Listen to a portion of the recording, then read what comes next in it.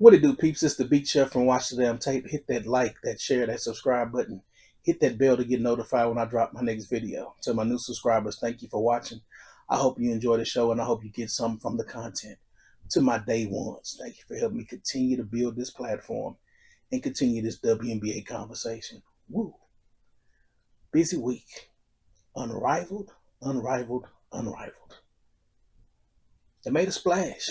You know, when you put 340 million up on the screen, it gets most people's attention. So they did a round of investments and said it was oversubscribed. So they got more money than what they expected to get. Over. They even got a double down from the original investors.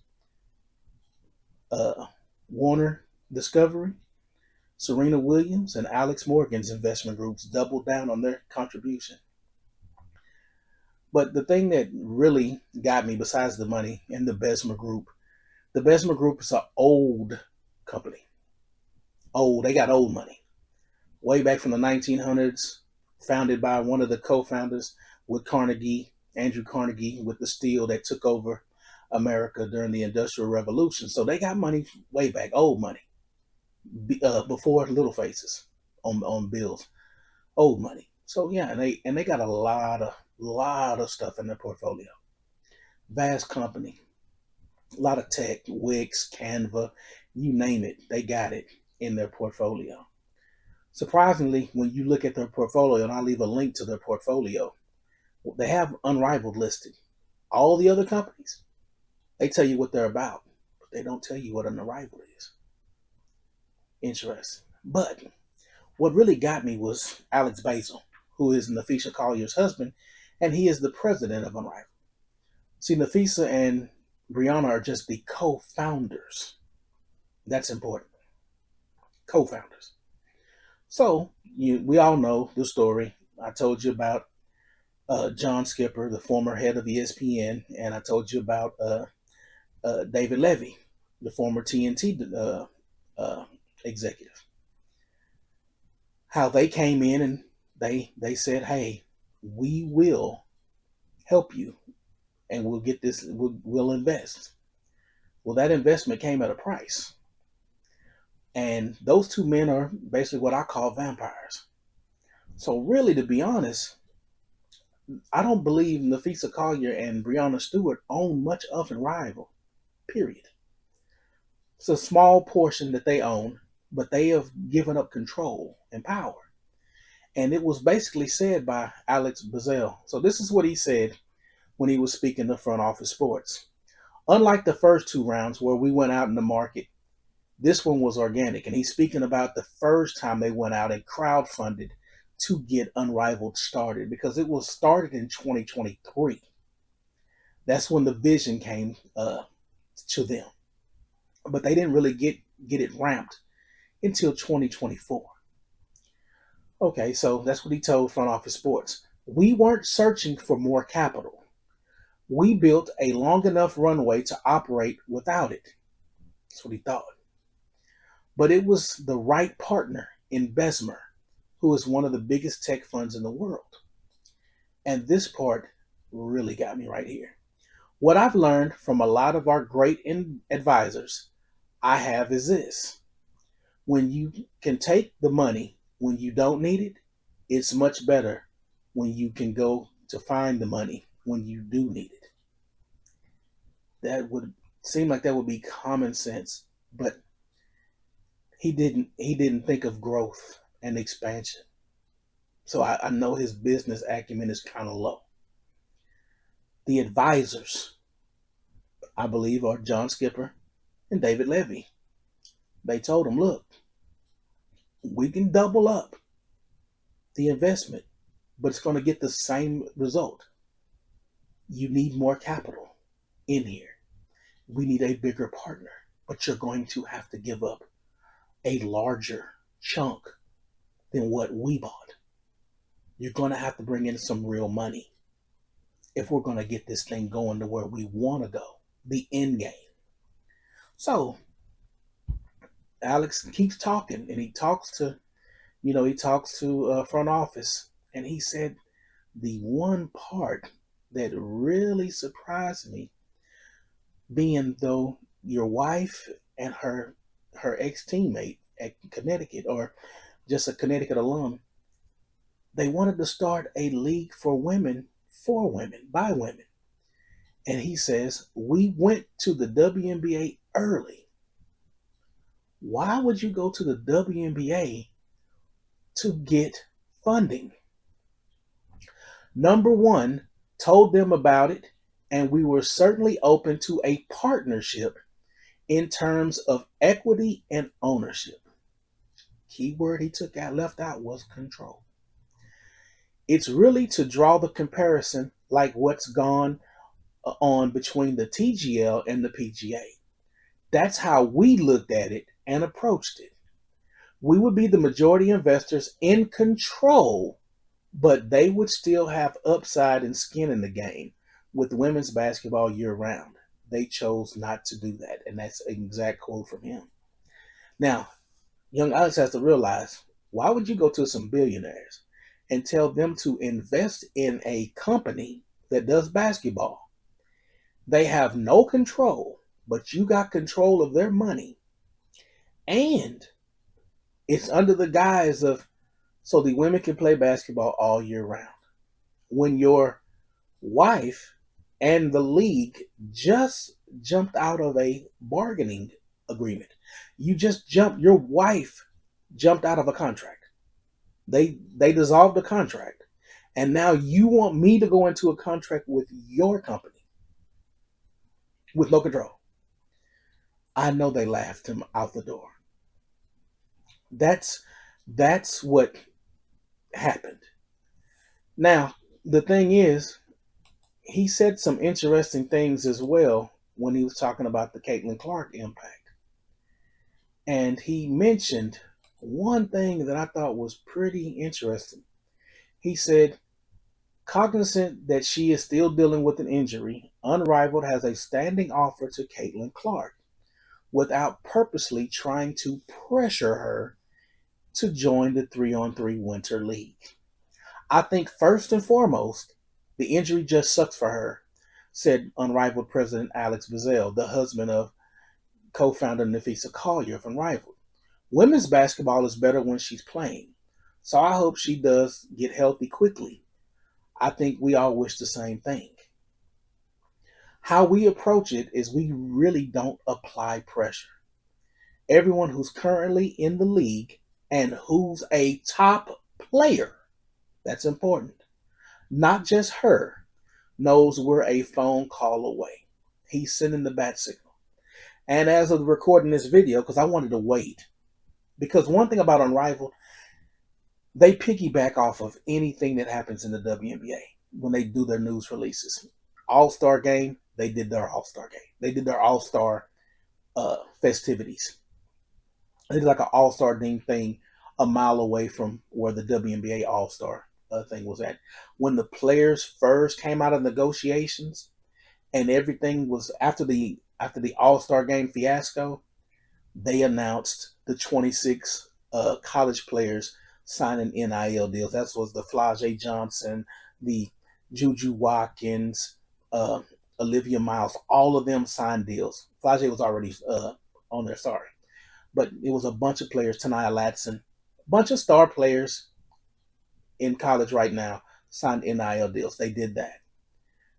Today, they announced 2 more ball clubs, the Breeze and the Hive or whatever. And they referenced the money. So the money has already been in play for months. They've already known that.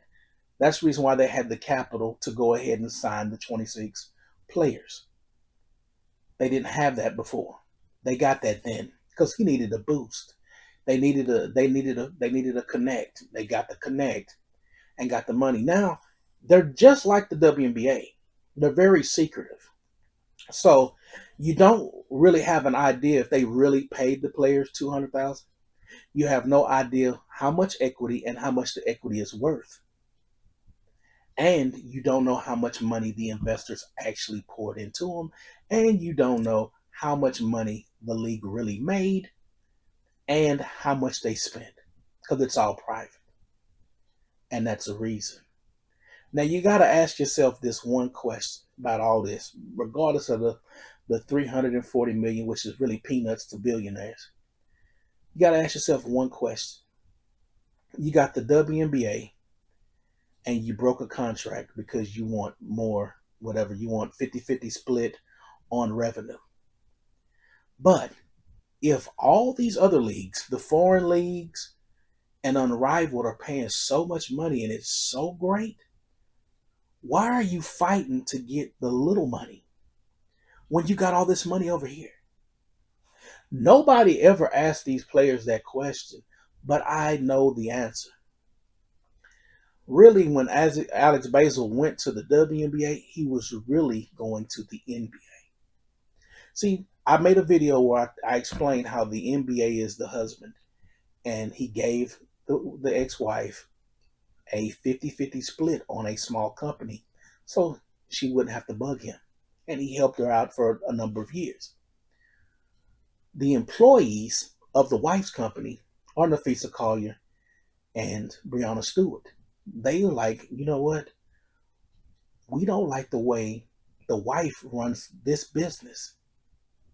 We want to start our own company and we want to try to work with the NBA because if the WNBA is XYZ and the foreign leagues and Unrivaled are ABC, ABC does not have a sustained track record of getting that extra money from the husband. They don't have a husband to give them the money. So it's always unstable. And you have to travel abroad to get the money. And it's never been proven that they get paid the money that they get paid. You might see you might see Diana Taurasi, she might command that money. You might see Candace Parker command that money. But if Alicia Gray was over there and Gabby Williams was over there and the money was so rich and so flowing so good, you would just stay over there and make the money. When NBA players get booted out the league and they can't make it, or the guys that tried to make it in the league don't make it, they go overseas. They go overseas and make their money. And they might try to come back and play, but if they know I'm gonna go make this money, they're not trying to get a bargain basement deal, but for some reason the players keep wanting to get a better deal over here, and that's because they know the WNBA is the best part-time job in the country. And it's those perks that we talked about on that video that they don't talk about that are the reason why they want to get this job.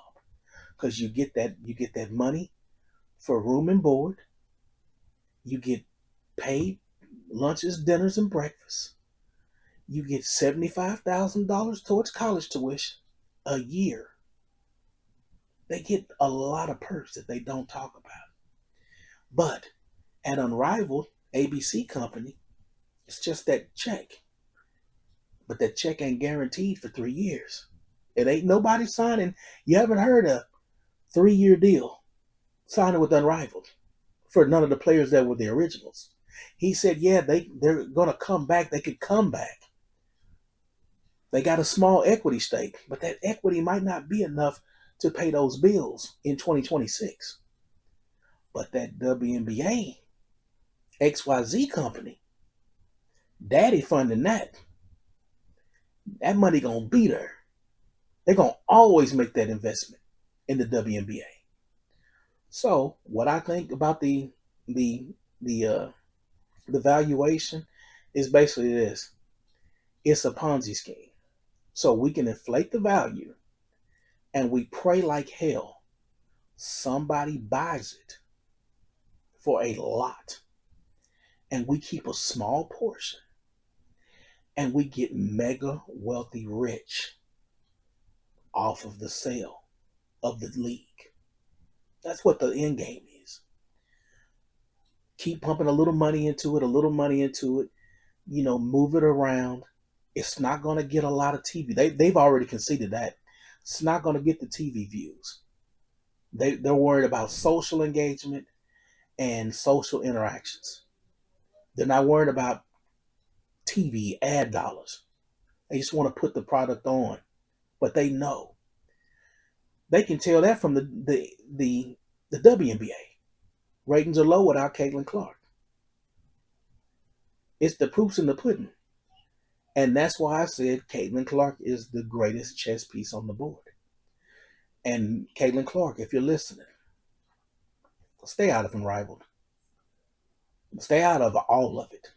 Let the league do what they're going to do to these players. Most of the players that hate you play in Unrivaled. Most of the players that try to off you are in Unrivaled.